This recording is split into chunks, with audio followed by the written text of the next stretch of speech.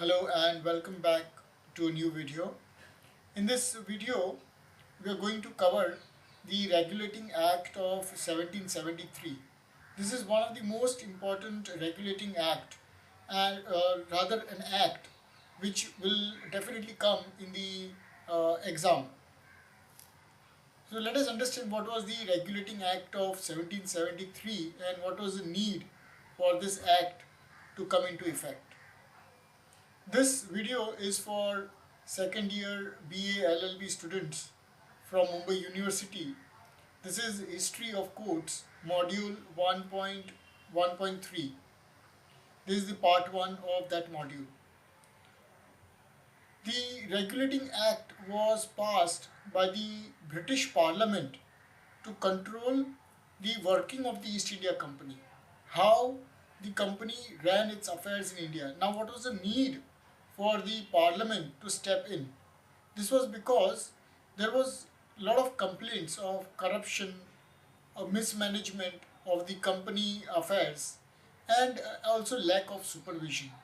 So this necessitated the interference of the Parliament to regulate the company. There were other big reasons as well why this act was passed. So let's look into that. First was that by 1773, the East India Company had almost become bankrupt. The company, due to poor administration and also getting involved in multiple wars in India with Mughals and local rulers, they lost a lot of money, and therefore it was almost on a verge of bankruptcy, and therefore went to the British government for financial help. The corruption was at its top. The British officers, they were called as Nawabs, and they made huge personal profits and looted wealth from India. And this also caused a major scandal in England, which was also reported in newspapers across the England. Governance in Bengal was a mess. After getting the Diwani rights, Diwani is the power to collect revenue. After getting that right, after the Battle of Buxar, where the company won through war, they got the Diwani rights for Orissa and two other uh, territories.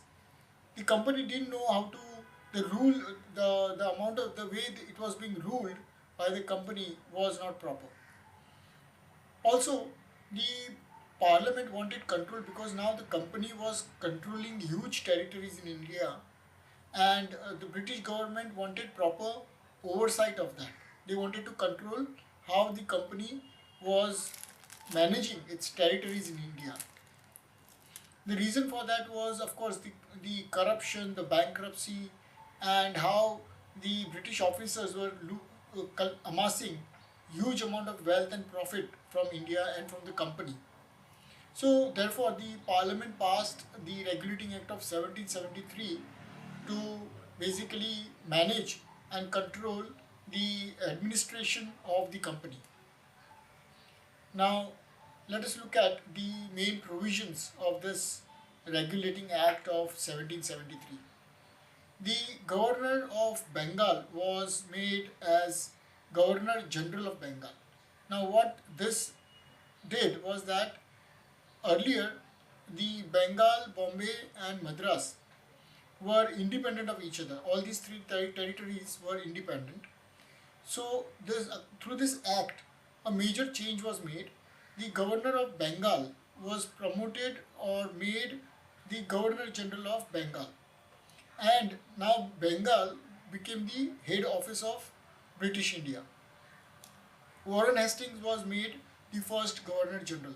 In the earlier videos, previous videos of 1753, 1772, 1774 and 1780, wherein the first judicial plan, second judicial plan and the third judicial plan of Warren Hastings was introduced. There I have explained as to how, what was the need for Warren Hastings to come out with multiple plans, judicial plans, and this particular regulating act is in between those plans. So, if you can watch those videos, you'll have a better understanding as to the flow of the the acts coming in one after another. Now, the first provision was to uh, make the Governor of Bengal as Governor General of Bengal. Here, Warren Hastings was made the first Governor General. Now, a Governor General's Council was created. Here, the council consisted of four members who would assist the Governor General in his working. And the decisions of the council was by majority vote, which meant that even the Governor General's decision could be overruled by the council. Now, this was done to prevent misuse of power. If the Governor General is made the authority to take decisions, then that would lead to a misuse of power or corruption. Therefore, this kind of setup was done wherein four members were deployed in the council who would help the Governor General in taking the decisions. And of course, they could also overrule the Governor General's decisions. Third was the Bombay and Madras presidencies were placed under Bengal. Now, earlier, the presidencies of all these three places acted independently. Now, with this 1773 regulation, Bombay and Madras were under direct control of the Governor General of Bengal, and they were not allowed to make war or peace on their own. Earlier, since they were very independent, they had independent decision making authority and power. But now the Governor General oversaw both the Bombay and Madras presidencies. This was the reason to bring in unity among all these three presidencies and also for a central control. In 1774, Supreme Court was established.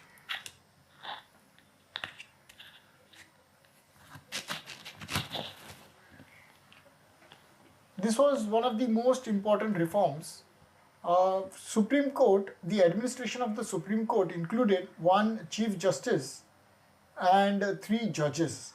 So there are in all four main judges in that Supreme Court, and its authority included British subjects in Bengal, company employees, and the foreigners living under the company's territory. This was the first real British court in India. This is also known as Crown's Court or King's Court. So three judges and one Chief Justice, and the jurisdiction was over the British subjects, company employees, and foreigners. The fifth provision of this regulating act was that company officials were banned from taking bribes. There was a lot of complaints of corruption. So to reduce that, the company servants could not accept or take any kind of gifts or bribes or even trade privately. This meant that the administration, this was the important step to clean up the administration basically. The sixth provision of the regulating act was that the directors of the East India Company would now hold office for only 4 years. Earlier, directors were elected every year, but now they would be holding the office for 4 years. This ensured the stability of their tenure, and 1/4 would retire each year. 1/4 means one person of that there are total 4 council members, so, and one was the Governor General. So out of that 4, one would retire every year and they would be replaced by somebody else. Of course, their tenure was for 4 years. Company had to report regularly to the British government. This was another one of the provisions.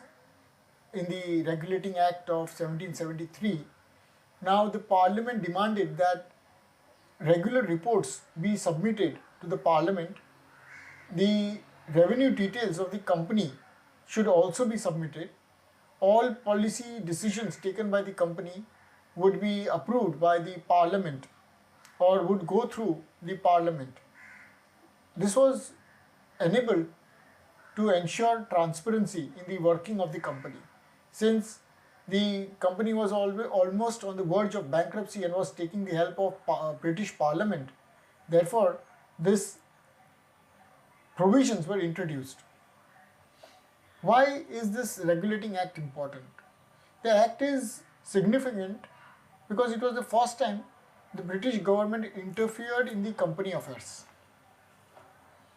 Centralized administration in India was very important from the British Parliament's perspective, as that was the foundation for the control by the British Parliament.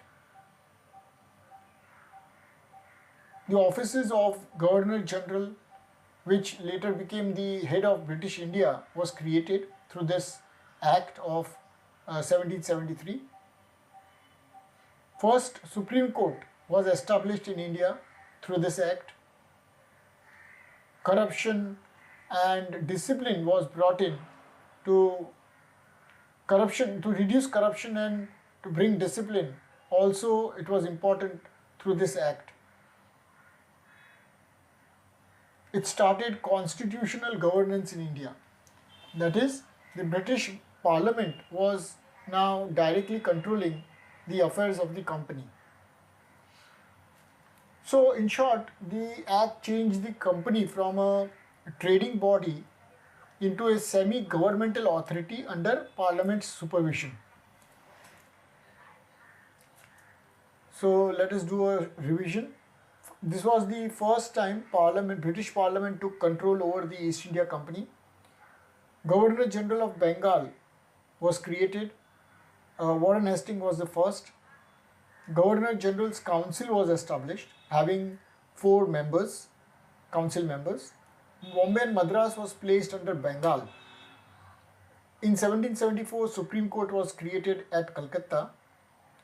The company officers were banned from private trade, bribes, and the directors were given, the company directors were given 4-year term, and they would one of them would retire compulsorily, and all reports of the company affairs would go to British government.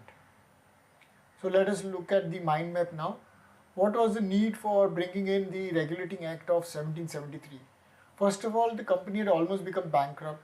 There was a lot of corruption, allegations of corruption.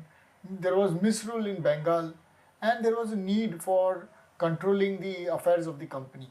Therefore, the provisions included the creation of the Governor General of Bengal with 4 council members, and Bombay and Madras was brought under Bengal. Supreme Court at Calcutta was established. The company officers were banned from accepting gifts and bribes. The directors were given a 4-year term, and the company had to report to Parliament with all its affairs. Why was this significance? This was the first time that British Parliament took control of the company. This also allowed centralized rule, that is, the rule from the Crown directly. Supreme Court was set up, which reduced corruption, and this was the start of the constitutional setup. Now let us go through a few of the MCQs to understand how well we have understood this particular topic. The Regulating Act was passed in the year 1773. Who became the first Governor General of Bengal under the Act? It was Warren Hastings. The Governor General's Council consisted of how many members? 4 members. The Supreme Court at Calcutta was established in 1774. The Supreme Court consisted of how many judges? It consisted of 2 judges. Or was it 4 judges? This we'll have to check. Which presidency was made subordinate to Bengal under the Act? Both Bombay and Madras were made subordinate to Bengal under the Act. The Regulating Act banned company servants from taking bribes and gifts. The Act introduced a term of 4 years for company directors. The Regulating Act marks the beginning of the parliamentary control over the company. The main reason for passing the Act was to regulate the company administration. Which law court was created by the Act? The Supreme Court at Calcutta was created by this Act. The Governor General could be overruled by the Governor General's Council. What caused the company's financial crisis before 1773? So there was a lot of corruption and mismanagement which caused the financial crisis in the company. It was almost all of them: military defeats, corruption and mismanagement, famine, everything. There was a famine of Bengal also. Because of that, the company went into financial crisis. The Supreme Court was appointed by the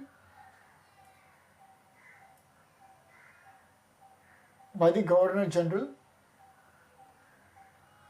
One of the key features of the Act was it was the first time, the beginning of the constitutional control in India. Who among the following was not part of the Governor General's Council?